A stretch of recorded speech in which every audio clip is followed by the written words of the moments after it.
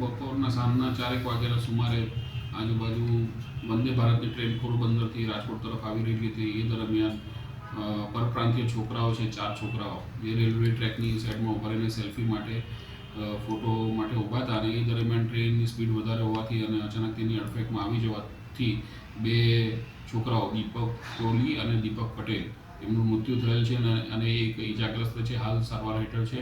અને નજરે જોનાર છે કુલદીપ, એના કહેવા પ્રમાણે કે એ લોકો સેલ્ફી માટે ઊભા હતા અને એ દરમિયાન ટ્રેનના આવી જવાથી અડફેકમાં આવી જવાથી 2 છોકરાઓનું મૃત્યુ થઈ ગયું.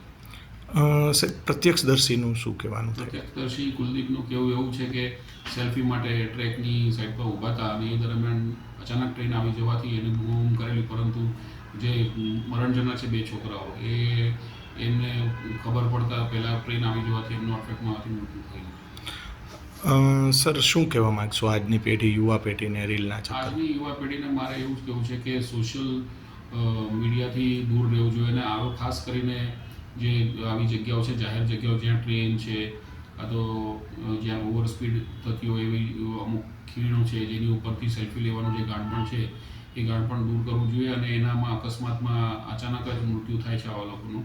અને આ ઇન્સ્ટાગ્રામને એમાં રીલ્સ બનાવવામાં નહીં પડવું જોઈએ. અને પોતાનો જીવ છે એ સૌથી પહેલાં કિંમતી છે. પછી દુનિયામાં આનંદ તો તમને પછીથી મળશે, પરંતુ તમારી જિંદગી જશે તો ફરીથી નહીં આવે, એ ખાસ મોડું કહેવાનું.